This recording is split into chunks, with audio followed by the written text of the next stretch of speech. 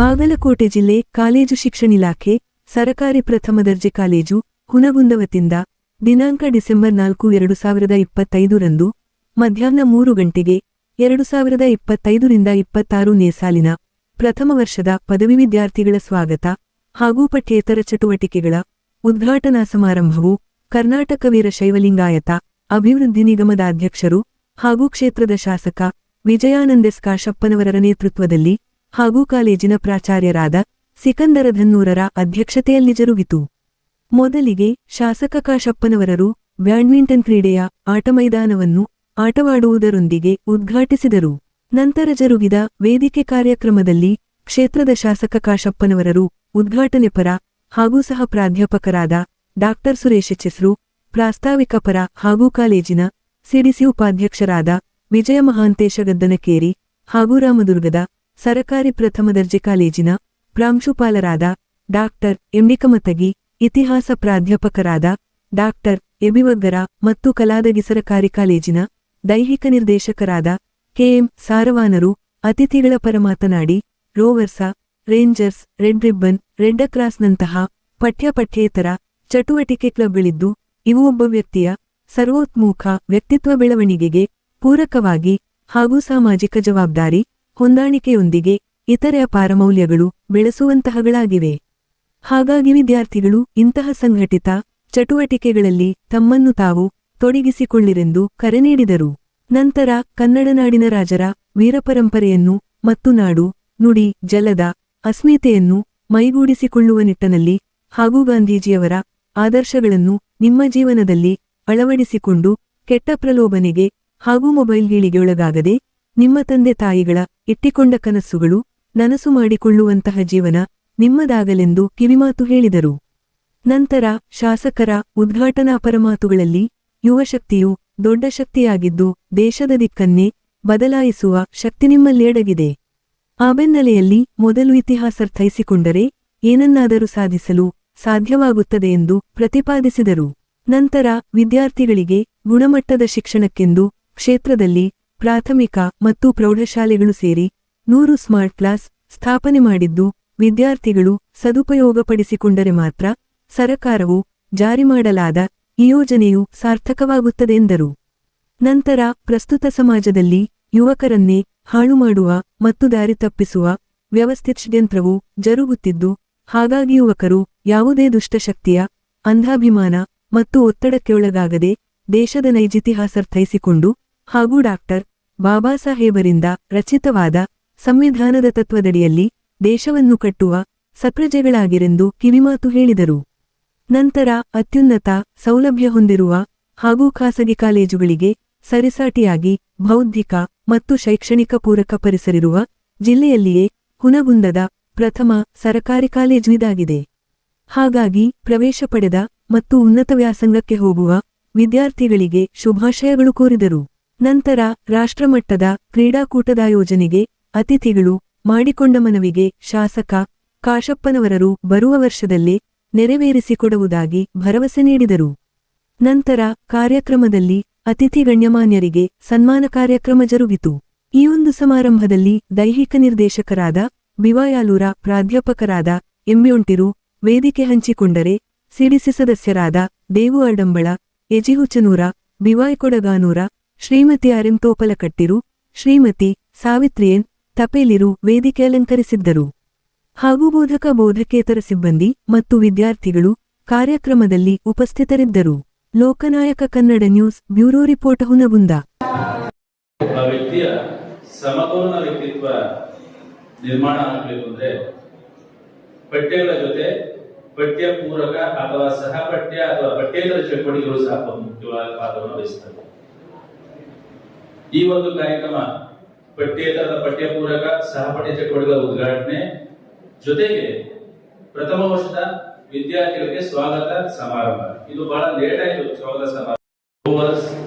Rangers, red ribbon, red cross ಇತರೆ ಹಲವಾರು ಕ್ಲಬ್ಗಳಿವೆ.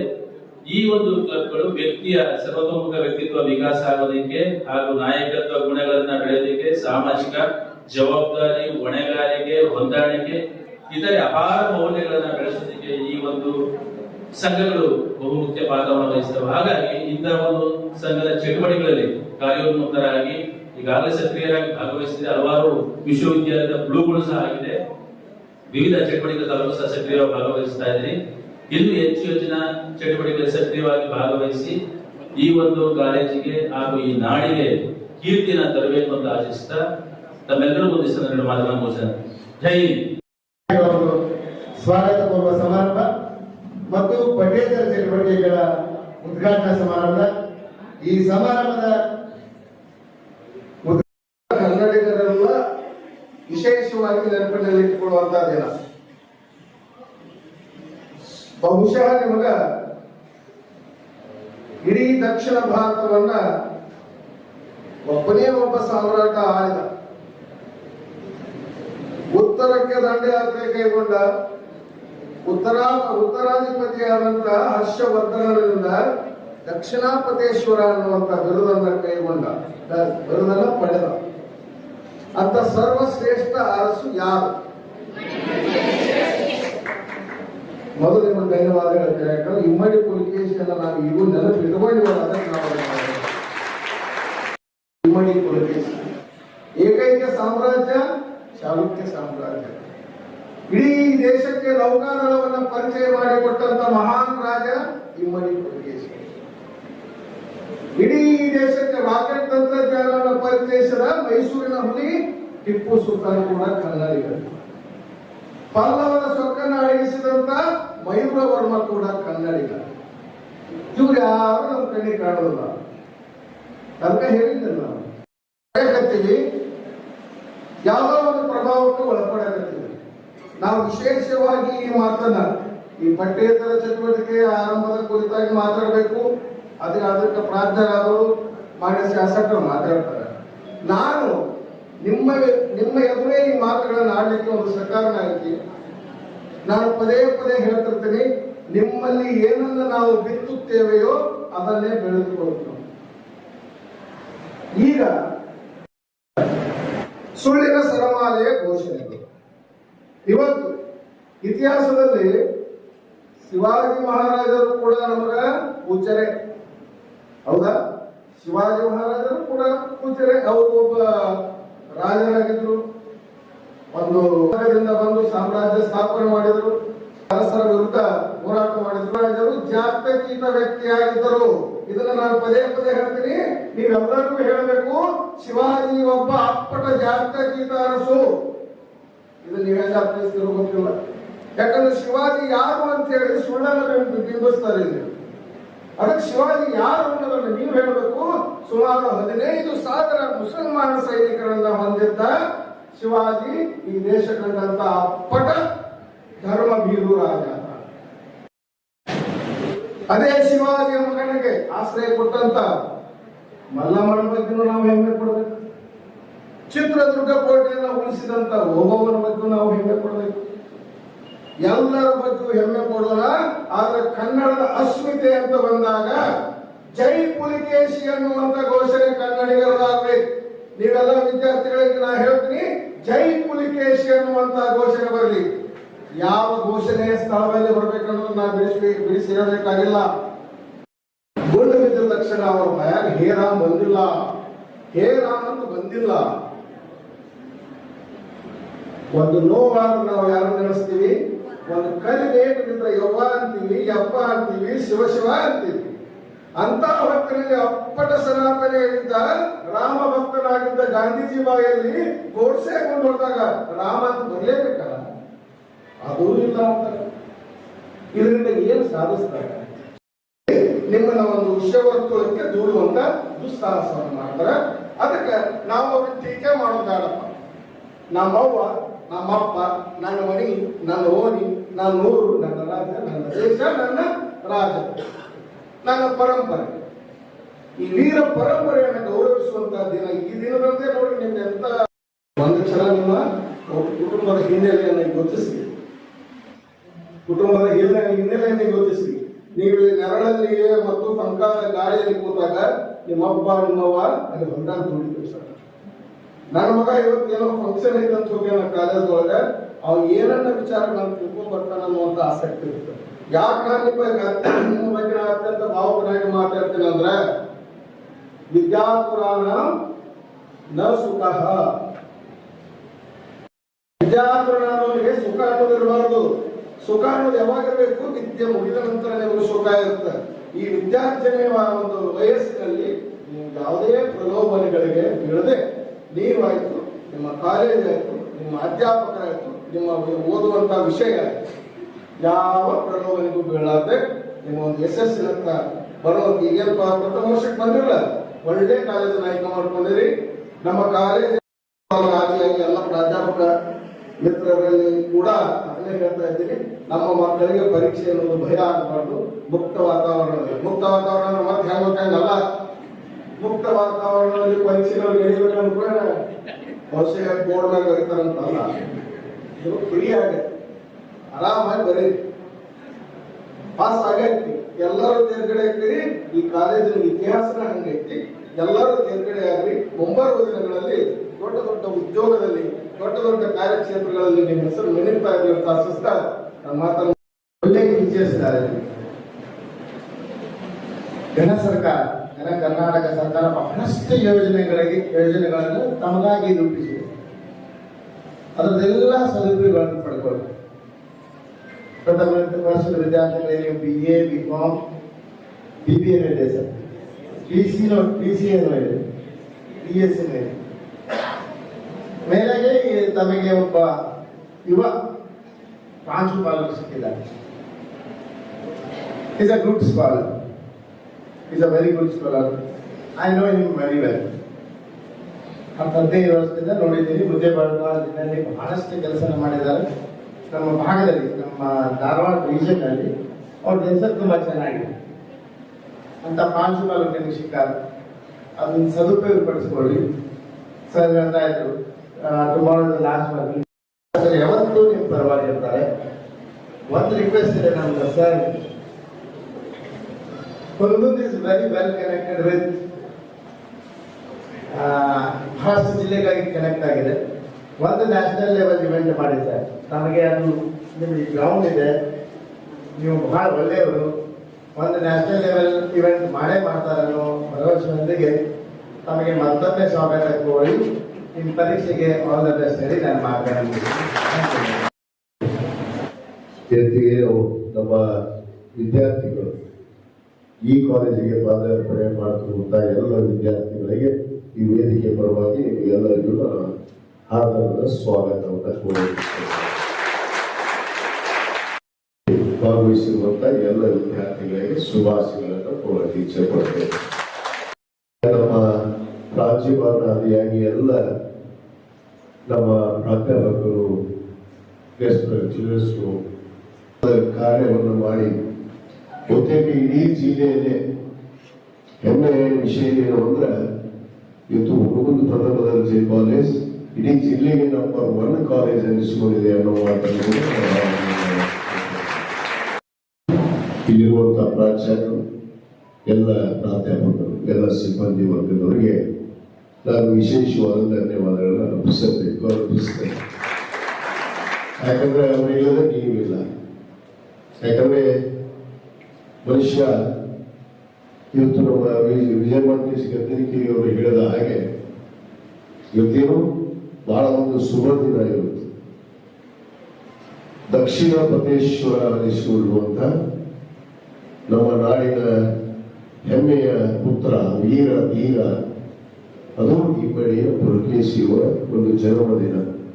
ಅದರ ಜೊತೆಗೆ ಲೋಕಾರ್ಪಣೆಯ ದಿನಾಚರಣೆ ಕೂಡ ನಾವು ಇವತ್ತು ಆಚರಿಸ್ತಾ ಇದ್ವಿ. ಅವರ ಜನ್ಮದಿನವನ್ನೇ ಲೋಕಾರ್ಪಣೆಯ ದಿನಾಚರಣೆಯಾಗಿ ಕೂಡ ನಾವು ಇವತ್ತು ಆಚರಣೆಯನ್ನು ಮಾಡ್ತಾ ಇದ್ವಿ.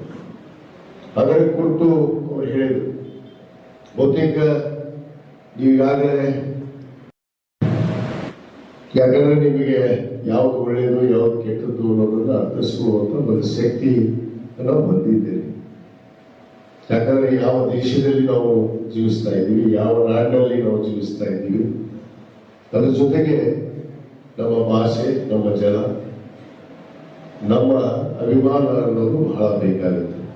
ಆ ನಿಟ್ಟಿನಲ್ಲಿ ಈಗಾಗಲೇ ನಮ್ಮ ಗದ್ದರಿಕೆಯವರು ಹೇಳಿದ ಹಾಗೆ ಇದೀಗ ತರ ನಾವು ಇಲ್ಲಿ ತಡವಾಗಿ ಬರಬೇಕಾದ್ರೆ ಕಾರಣವೂ ಕೂಡ ಇವತ್ತು ಏನು ದಿನಾಚರಣೆಯನ್ನ ಬಹಳ ಅರ್ಥಪೂರ್ಣವಾಗಿ ಒಂದು ವೃತ್ತವನ್ನು ಉದ್ಘಾಟನೆ ಮಾಡಿಸೋದ್ರ ಮುಖಾಂತರ ಇವತ್ತು ಅವರ ಒಂದು ಜನ್ಮದಿನದ ಆಚರಣೆಯನ್ನು ಮಾಡಿದ್ರು.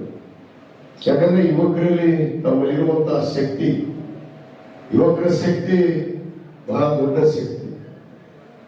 ಯಾಕಂದ್ರೆ ಅನೇಕ ಗ್ರಂಥದಲ್ಲಿ ಬರೆದಿದ್ದಾರೆ, ಯುವಕರು ಮನಸ್ಸು ಮಾಡಿದ್ರೆ ಆ ದೇಶದ ದಿಕ್ಕನ್ನೇ ಬದಲಾಯಿಸುವಂತ ಶಕ್ತಿ ಯಾರಿಗಿದೆ ಅಂದ್ರೆ ಈ ದೇಶದ ಯುವಕರಿಗಿದೆ, ತಮಗಿದೆ ಅನ್ನೋ ಮಾತನ್ನು ನಾನು ಹೇಳಕ್ಕೆ ಇಷ್ಟಪಡ್ತೇನೆ.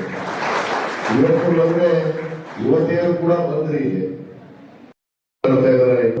ಕಾಲೇಜ್ ಬಹುತೇಕ ಬಹಳಷ್ಟು ಪ್ರಗತಿಯತ್ತ ಇವತ್ತು ಸಾಗಿಸ್ತಾ ಇದೆ. ಅದರಲ್ಲಿ ನಮ್ಮ ಸಿಕಂದರ ಧರ್ಮವರು ಇಲ್ಲಿ ಬಂದ ಮೇಲೆ ಅನೇಕ ಬದಲಾವಣೆಗಳನ್ನು ಕೂಡ ಇಲ್ಲಿ ಮಾಡಿದ್ದು ನನಗೆ ಇವತ್ತು ನೋಡಿ ನಿಜವಾಗ್ಲೂ ಬಹಳ ಸಂತೋಷ ಆಯಿತು. ಶಿಕ್ಷಕರು ಕೂಡ ನಮಗೆ ಸರಿಯಾಗಿ ಮಾರ್ಗದರ್ಶನ ಮಾಡುವಂಥವ್ರು ಸಿಗಬೇಕು. ಸಿಕ್ಕಾಗ ಯಾವುದೇ ಒಂದು ಶಾಲೆ ಆಗಲಿ ಕಾಲೇಜ್ ಆಗಲಿ ಅದು ಒಂದು ಒಳ್ಳೆಯ ದಿಕ್ಕಿನಂತೆ ನಡೆಯುವುದಕ್ಕೆ ಸಾಧ್ಯ. ಆ ನಿಟ್ಟಿನಲ್ಲಿ ಇವತ್ತು ಬಹಳಷ್ಟು ವಿದ್ಯಾರ್ಥಿನಿಯರು ಇವತ್ತೇನು ಇಲ್ಲಿ ವಿದ್ಯಾಭ್ಯಾಸವನ್ನ ಪಡಿತಾ ಇದ್ದಾರೆ. ತಾವೆಲ್ಲ ಇಲ್ಲಿ ಪದವಿಯನ್ನು ಪಡೆದು ಮುಂದೆ ಹೋಗುವಂತ ವಿದ್ಯಾರ್ಥಿಗಳು ಕೂಡ ಇದ್ದಾರೆ. ಹೆಚ್ಚಿನ ವ್ಯಾಸಂಗಕ್ಕಾಗಿ ತಮಗೆಲ್ಲರಿಗೂ ಶುಭವಾಗಲಿ. ಆದರೆ ನೀವು ಮೊದಲು ಭಾರತೀಯರಾಗಿ ಬರಬಹುದು. ನಾನು ಹೇಳುವಂತ ಮಾತು, ಯಾವುದೇ ಭಾರತೀಯರಿಗೆ ಒಂದು ಇತಿಹಾಸ ಇದೆ. ಇತಿಹಾಸವನ್ನ ಅರ್ಥಗೊಳ್ಳಲು ಇತಿಹಾಸವನ್ನು ಮಾಡೋದಕ್ಕೆ ಸಾಧ್ಯವೇ ಇಲ್ಲ. ಅದಕ್ಕೆ ಮೊದಲು ನಿಮ್ಮ ಇತಿಹಾಸ ಮಾಡಿ, ಯಾವ ದೇಶದಲ್ಲಿ ಜನಿಸಿದ್ರಿ, ಯಾವ ನಾಡಿನಲ್ಲಿ ಜನಿಸಿದ್ರಿ, ಆ ನಾಡಿನಲ್ಲಿ ಏನೇನು ಇತಿಹಾಸ ಇತ್ತು ಅನ್ನೋದನ್ನ ಅರ್ಥಿಸಿಕೊಂಡು ಮುಂದೆ ನಡೆದ್ರೆ ಖಂಡಿತವಾಗಿ ಜೀವನದಲ್ಲಿ ನೀವೇನಾದ್ರೂ ಸಾಧಿಸೋದಕ್ಕೆ ಸಾಧ್ಯ. ಆ ಸಾಧನೆ ಮಾಡುವಂತ ವಿದ್ಯಾರ್ಥಿಗಳನ್ನ ಆಗ್ಬೇಕು ಅನ್ನೋ ಮಾತನ್ನು ಹೇಳಕ್ಕೆ ಇಚ್ಛಪಡ್ತೇನೆ. ಆಗದೆ ಇರ್ಬೋದು, ಆದ್ರೆ ಸಾಧನೆ ಮಾಡೋದು ಅನ್ನೋದೇ ಒಂದು ಇರುತ್ತೆ. ಆ ಮಾನವ ಸಾಧನೆಯಲ್ಲಾದ್ರೂ ಆ ಗುರಿಯನ್ನು ಮುಟ್ಟಿ ನೀವು ಈ ದೇಶದ ಘನತೆ ಗೌರವವನ್ನ ಹೆಚ್ಚುವಂತ ವಿದ್ಯಾರ್ಥಿಗಳಾಗಿ ಬರೋ ಹೊಂಬ್ರಿ ಅನ್ನೋದು ಮಾತನ್ನು ಕೂಡ ನಾನು ಈ ಸಂದರ್ಭದಲ್ಲಿ ಹೇಳಕ್ಕೆ ಇಚ್ಛಪಡ್ತೇನೆ. ನಮ್ಮ ವಿಶೇಷವಾಗಿ ಇವತ್ತಿಗೆ ಆಗಮಿಸಿದ ಬಹುತೇಕ ಅವರು ರಾಜ್ಯ ಮಟ್ಟದಲ್ಲಿ ಇವತ್ತು ಕಬಡ್ಡಿ ಪಂದ್ಯಾವಳಿಯನ್ನ ಕ್ರೀಡಾಕೂಟವನ್ನು ಆಯೋಜಿಸಿ ಹೆಸರಾಂತ ಒಬ್ಬ ಪ್ರಾಂಶುಪಾಲರಾಗಿದ್ದಾರೆ. ಅವರು ಬಂದಿದ್ದು ಕೂಡ ಬಹಳ ಸಂತೋಷ. ಅವರು ಜಗದೊಬ್ಬ ಜನಪ್ರತಿನಿಧಿ ಆಗ್ಬೇಕಂದ್ರೆ ನಾವು ಶಿಕ್ಷಣದ ಮುಖಾಂತರ ನಾವು ಏನಾದ್ರೂ ಸಾಧನೆ ಮಾಡೋದಕ್ಕೆ ಸಾಧ್ಯ. ಅಂದ್ರೆ ಶಿಕ್ಷಣವನ್ನ ಪಡೆದಂತ ವಿದ್ಯಾರ್ಥಿಗಳಿಗೆ ಇವತ್ತು ಅವರಿಗೆ ನಾವು ಏನಾದ್ರೂ ಹೇಳಿದ್ರೆ ಅರ್ಥಿಸಿಕೊಳ್ಳುವಂತ ಶಕ್ತಿ ಇರುತ್ತೆ. ಅವ್ರೇನಾದ್ರೂ ಬದಲಾವಣೆ ಆಗುವಂತ ಒಂದು ನಿಟ್ಟಿನಲ್ಲಿ ಅವರಲ್ಲಿರುವಂತಹ ಆ ವಿದ್ಯೆನೇ ಕಾರಣ ಆಗುತ್ತೆ. ಆ ನಿಟ್ಟಿನಲ್ಲಿ ಈ ಶಿಕ್ಷಣಕ್ಕೋಸ್ಕರನೇ ನಾವು ಯಾಕೆ ಹೆಚ್ಚಿನ ಒತ್ತನ್ನು ನಾವು ನೀಡ್ತಾ ಇದೀವಿ ಅಂದ್ರೆ, ಮೊದಲಿಗೆ ನಾವು ಪ್ರಾಥಮಿಕ ಮತ್ತು ಪ್ರೌಢ ಶಾಲೆಗಳಿಗೆ ಎಲ್ಲರೂ ಕೂಡ 100 ಶಾಲೆಗಳಿಗೆ ಇವತ್ತು ಸ್ಮಾರ್ಟ್ ಕ್ಲಾಸ್ ಅಂತ ಕೊಟ್ಟೆ. ಯಾಕೆ ಕೊಟ್ಟೆ? ನಮ್ಮ ಮಕ್ಕಳು ಸರ್ಕಾರಿ ಶಾಲೆಯಲ್ಲಿ ಓದುವಂತ ವಿದ್ಯಾರ್ಥಿನಿಗಳಾಗಿರ್ಬೋದು, ಸರ್ಕಾರಿ ಕಾಲೇಜಲ್ಲಿ ಓದುವಂತ ವಿದ್ಯಾರ್ಥಿನಿಗಳಾಗಿರ್ಬೋದು, ಯಾವುದೇ ಕೊರತೆಯನ್ನ ಅನುಭವಿಸಬಾರ್ದು. ಎಲ್ಲರಿಗಿಂತ ಇವತ್ತು ನಮ್ಮ ಕಾಲೇಜು ಕೂಡ ಅತ್ಯಂತ ಶ್ರೇಷ್ಠವಾಗಿದೆ ಅನ್ನೋದು ಹೆಮ್ಮೆ ಎದಿ ತಟ್ಟಿ ಹೇಳುವಂತ ವಿದ್ಯಾರ್ಥಿಗಳು ಆಗಬೇಕು. ಅವಾಗ ನಾವು ಸರ್ಕಾರ ಕಾಲೇಜುಗಳಿಗೆ ಇವತ್ತು ಗೌರವ ಘನತೆ ಬರುವುದಕ್ಕೆ ಸಾಧ್ಯ ಅನ್ನೋ ನಿಟ್ಟಿನಲ್ಲಿ ಇವತ್ತು ನನ್ನ ಮತಕ್ಷೇತ್ರದಲ್ಲಿ ಪದವಿ ಪೂರ್ವ ಕಾಲೇಜ್ ಹೋಗ್ರಿ, ಪದವಿ ಕಾಲೇಜ್ ಹೋಗ್ರಿ, ನಾವು ಎಲ್ಲ ಸಕಲ ಒಂದು ಅಭಿವೃದ್ಧಿಗಳನ್ನು ಇವತ್ತು ನಮ್ಮ ಸರ್ಕಾರದ ವತಿಯಿಂದ ನಾವು ಏನೇನು ಅಭಿವೃದ್ಧಿ ಪಡಿಸೋದಕ್ಕೆ ಸಾಧ್ಯತೆಗಳಿದೆ ಆ ಎಲ್ಲ ಅಭಿವೃದ್ಧಿಗಳಿಗೆ ನಾನು ಮೊದಲು ಆದ್ಯತೆಯನ್ನು ಕೊಡೋದು ಅದು ಶಿಕ್ಷಣಕ್ಕೆ ಅನ್ನೋ ಮಾತನ್ನು ನಾನು ಮಕ್ಕಳಿಗೆ ಅನುಮತಿ ಕೊಡ್ರಿ ಅಂತ ಹೇಳಿ ನಾನು ಒಂದು ಪತ್ರ ಮಾಡ್ತೇನೆ. ತಕ್ಷಣವೇ ನಾನು ಆ ಪತ್ರಕ್ಕೆ ಸಹಿ ಮಾಡಿ ಮೊದಲು ನೀವು ಡೆಸ್ಕ್ ಅನ್ನು ಕರೆಸಿ ವಿದ್ಯಾರ್ಥಿಗಳಿಗೆ ಯಾವುದೇ ಡೆಸ್ಕ್ ಕೊರತೆ ನಮ್ಮ ಕಾಲೇಜಿನಲ್ಲಿ ಆಗಬಾರದು ಅಂದ ತಕ್ಷಣ ಇವತ್ತು 50 ಡೆಸ್ಕ್ ಅನ್ನು ತಂದು ಈಗ ನಾನು ತೋರಿಸಿದ್ದು ಬಹಳ ಸಂತೋಷ. ಯಾಕಂದ್ರೆ ಇಲ್ಲಿ ಶಿಕ್ಷಣದಲ್ಲಿ ಮಕ್ಕಳ ವಿದ್ಯಾಭ್ಯಾಸದಾಗಲಿ ಇವತ್ತು ಯಾವುದೋ ಒಂದು ಒತ್ತಡಕ್ಕೆ ಯಾವುದೋ ಒಂದು ಶಕ್ತಿಗೆ ನಾವು ಮನದು ಅಂಧಭಕ್ತರಾಗುವಂತ ಕೆಲಸ ಆಗ್ಬಾರ್ದು. ಯಾಕಂದ್ರೆ ಈ ದೇಶದಲ್ಲಿ ನಡೆದಿದೆ ವ್ಯವಸ್ಥಿತವಾಗಿ ನಮ್ಮ ಯುವಕರನ್ನ ಹಾಳು ಮಾಡುವಂತ ಕೆಲಸ, ದಾರಿ ತಪ್ಪಿಸುವಂತ ಕೆಲಸಗಳು ಕೆಲವಷ್ಟು ನಡೆದಿದ್ದಾರೆ. ಅದಕ್ಕೆ ನಾನು ವಿನಂತಿ ಮಾಡ್ಕೊಳ್ಳಿಷ್ಟೇ, ಇತಿಹಾಸವನ್ನು ಮೊದಲು ಅರ್ಥ ಮಾಡ್ಕೊಳ್ಳಿ. ಯಾಕಂದ್ರೆ ನಮ್ಮ ನಾಡಿನಲ್ಲಿ ದಕ್ಷಿಣ ಪ್ರದೇಶವನ್ನು ಆಳಿಸಿಕೊಂಡಿರುವಂತಹ ಇಮ್ಮಡಿ ಪುಲ್ಕೇಶಿ ಕೇವಲ ಬದಾಮಿ ಚಾಲುಕ್ಯರ ನಾಡಿನಲ್ಲಿ ಕರ್ನಾಟಕದಲ್ಲಿ ಅಷ್ಟೇ ಅಲ್ಲ, ಇರಾಕ್ವರೆಗೂ ಯುದ್ಧವನ್ನು ಮಾಡಿ ಜಯವನ್ನು ಗಳಿಸಿ ಇವತ್ತು ಇಡೀ ದೇಶಕ್ಕೆ ಒಬ್ಬ ಮಾದರಿ, ಒಬ್ಬ ರಾಜ ಯಾರಾದ್ರೂ ಆಗಿದ್ರೆ, ಧೀರ ಸೂರ ಯಾರಾದ್ರೂ ಆಗಿದ್ರೆ ಅದು ಇಮ್ಮಡಿ ಪುಲ್ಕೇಶಿ ಅವರು ಅನ್ನೋ ಮಾತನ್ನ ನಾವು ಹೆಮ್ಮೆಯಿಂದ ಹೇಳುವಂತ ನಾವು ನಾಡಿನಲ್ಲಿ ಜನಿಸಿದ್ದೇವೆ. ಆದ ಕಾರಣ ಇಮ್ಮಡಿ ಪುಲ್ಕೇಶಿ ಅಂತೆ ಇವತ್ತು ನಾವು ಗಟ್ಟಿಯಾಗಿ ಈ ದೇಶವನ್ನ ಕಟ್ಟುವಂತ ನಿಟ್ಟಿನಲ್ಲಿ ಯಾವ ತತ್ವದ ಸಿದ್ಧಾಂತದ ಮೇಲೆ, ಯಾವ ಸಂವಿಧಾನದ ಅಡಿಯಲ್ಲಿ ಡಾಕ್ಟರ್ ಬಾಬಾ ಸಾಹೇಬ್ ಅಂಬೇಡ್ಕರ್ ಅವರು ಕೊಟ್ಟಿರುವಂತಹ ಪವಿತ್ರವಾದ ಗ್ರಂಥ ನಮ್ಮ ಸಂವಿಧಾನದ ಅಡಿಯಲ್ಲಿ ನಾವು ಭಾರತ ದೇಶದ ಪ್ರಜೆಗಳಾಗಿ ಮುನ್ನಡೆಯಬೇಕು. ಈ ದೇಶವನ್ನು ಮುನ್ನಡೆಸುವಂತ ತಾವೆಲ್ಲ ಗಟ್ಟಿಯಾಗಿ ಈ ದೇಶಕ್ಕೆ ಯಾವುದೇ ಧಕ್ಕೆ ಆಗದಂಗೆ, ಯಾವುದೇ ರೀತಿ ಧಕ್ಕೆ ಆಗದಂಗೆ ಈ ದೇಶವನ್ನ ಗಟ್ಟಿ ಮುಂದೆ ನಡೆಸುವಂತಹ ವಿದ್ಯಾರ್ಥಿಗಳ ಆಗಬೇಕು ಅನ್ನೋದು ನನ್ನ ಆಸೆ. ಆದ ಕಾರಣ ನಮಗೆಲ್ಲರಿಗೂ ಮತ್ತೊಮ್ಮೆ ಶುಭವನ್ನು ಹಾರೈಸಿ ಈ ಒಂದು ಕಾರ್ಯಕ್ರಮವನ್ನ ನಮ್ಮ ಸುದ್ದಿಗಳು ಬಂತು ಅಂತಂದ್ರ, ಇಂತಹ ಚಿತ್ರಗಳು ಬಂತು ಅಂತಂದ್ರ ನಿಮ್ಗ ಗೂಗಲ್ ಒಳಗ ಸರ್ಚ್ ಒಳಗ ಗೂಗಲ್ ಇಮೇಜ್ ಐಡೆಂಟಿಫೈಯರ್ ಅಂತ ನೋಡ್ರಿ, ಆ ಫೋಟೋನ ಅಪ್ಲೋಡ್ ಮಾಡ್ರಿ, ನೀವು ಯಾರು ಸ್ಪಷ್ಟ ಮಾಹಿತಿ ಸಿಗ್ತೈತಿ. ಅದಕ್ಕ ಇಂತಹ ತಪ್ಪು ಮಾಹಿತಿಗಳಿಂದ ಯುವಕರು ಅಡ್ಡಹಾರಿ ಹಿಡಿಯಬಾರದು ಅಂತಂದ್ರ ಐತಿಹಾಸಿಕ ಪ್ರಜ್ಞೆ ಯಾವ್ದಿರಬೇಕು ಅಂತಂದ್ರ ವಸ್ತುನಿಷ್ಠವಾದಂತ ಐತಿಹಾಸಿಕ ಪ್ರಜ್ಞೆ.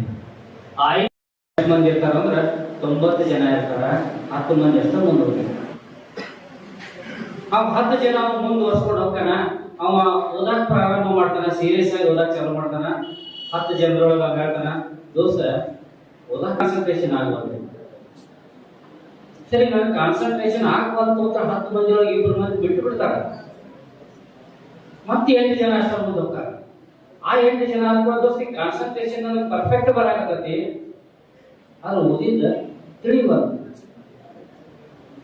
ಓದಿದ್ ತಿಳಿಬಾರ್ದು. ಅದ್ರೊಳಗೆ ಒಂದು 2 ಜನ ವಾಪಸ್ ಆ ಕನ್ಫ್ಯೂಷನ್ ಆಗತ್ತೆ. ಆ ಕನ್ಫ್ಯೂಷನ್ ಏನ್ ಮರ ಎಲ್ಲ ಕನ್ಫ್ಯೂಷನ್ ಆಗದ ಬೇಡ ಅಂತೇಳಿ 3 ಜನ ವಾಪಸ್ ಹೋಗ್ತಾರ, 2 ಉಳಿತಾರ. ಆ ಉಷ್ಟೂರಿಗೆ ಗೊತ್ತಿಲ್ಲ, ಕನ್ಫ್ಯೂಷನ್ ಆದ ಕೂಡಲೇ next stage is the perfection. ಅದಕ್ಕೆ ಎಲ್ಲಾ ಕನಸು ತಗೊಂಡು ಬಂದಿರ್ತೀವಿ. ಎಲ್ಲರೂ ಯಾಕೆ ಯಶಸ್ವಿ ಆಗಂಗಿಲ್ಲ ಅಂತಂದ್ರೆ ನಮ್ಮ ಕಡೆ ತಾಳ್ಮೆ. ಅದಕ್ಕೆ ಆ ತಾಳ್ಮೆಯನ್ನ ನಾವು ಇಟ್ಕೊಂಡಿವಿ ಅಂತಂದ್ರೆ ನಾವು ಯಶಸ್ವಿ ಆಗಕ್ಕೆ ಸಾಧ್ಯನ ಆಗತಿ. ಆ ಯಶಸ್ವಿ ಆಗಕ್ಕೆ ಸಾಧ್ಯ ಇದ್ದ ಸಂದರ್ಭದೊಳಗನ ನಮಗೊಂದು ನನ್ನ ಗುರುಗಳು ಪಾತ್ರ ಇದೆ. Why you should be and I am not a butterfly. ವಿದ್ಯಾರ್ಥಿಗಳೇ, ನೀವು ಪಾತ್ರಗೀತಿ ಹಾಕ್ಬೇಡ್ರಿ, ಇರ್ವಿ ಹಂಗಿರ್ರಿ. ಯಾಕೆ ಹೇಳಿದ್ರು? See that butterfly is always bees engaged itself in sucking honey from colorful flowers. 14 ವರ್ಷ ರಾಮದುರ್ಗದಲ್ಲಿ ಸರ್ಕಾರಿ ಪ್ರಥಮ ದರ್ಜೆ ಮಹಾವಿದ್ಯಾಲಯ ದೈಹಿಕ ಶಿಕ್ಷಣ ನಿರ್ದೇಶಕನಾಗಿ ಕಾರ್ಯವನ್ನು ನಿರ್ವಹಿಸಿದ್ದೇನೆ. ಮೊನ್ನೆ 2020 ಸಾಲಿನಲ್ಲಿ ದಕ್ಷಿಣ ವಲಯ ಅಂತರ ವಿಶ್ವವಿದ್ಯಾಲಯಗಳ ಕಬಡ್ಡಿ ಕ್ರೀಡಾಕೂಟಗಳನ್ನ ಸುಮಾರು 150 ವಿಶ್ವವಿದ್ಯಾಲಯಗಳ ಪಂದ್ಯಾವಳಿಗಳು ಭಾಗವಹಿಸಿದ ಸಂಘಟನಾ ಕಾರ್ಯದರ್ಶಿಯಾಗಿ ನಾನು ಕಾರ್ಯವನ್ನು ನಿರ್ವಹಿಸಿದ್ದೇನೆ ಸರ್.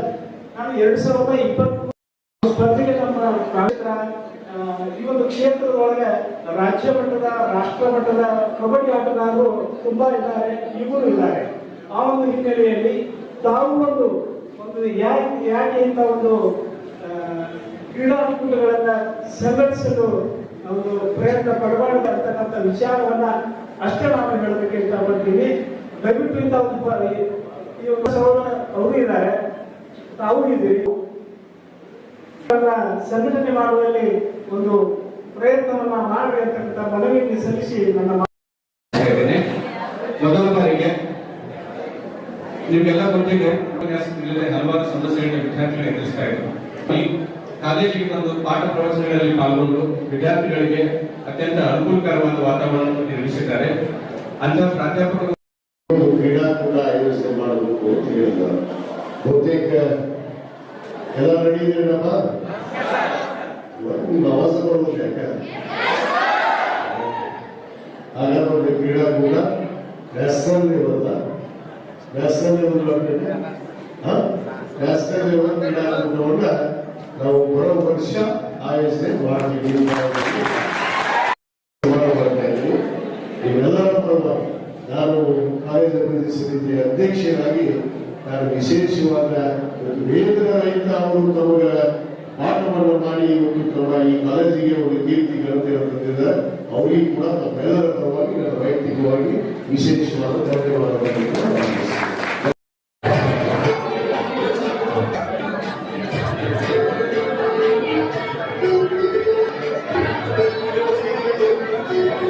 ಹಿರೇಮಠರಿಗೆ ಇವರೆಲ್ಲರಿಗೆ ನಾವು ಕಾಲೇಜಿನ ಪರವಾಗಿ ಹೃತ್ಪೂರ್ವಕವಾದ ಅಭಿನಂದನೆ.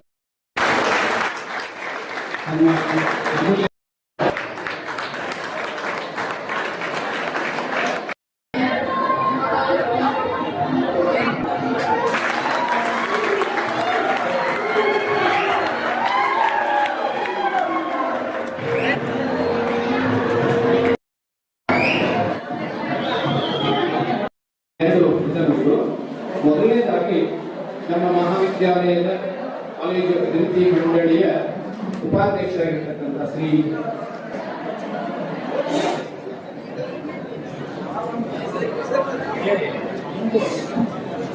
ಹಿಂದ್ಗಡೆ ಕೇಳೋದಿಲ್ಲ ಎಲ್ಲ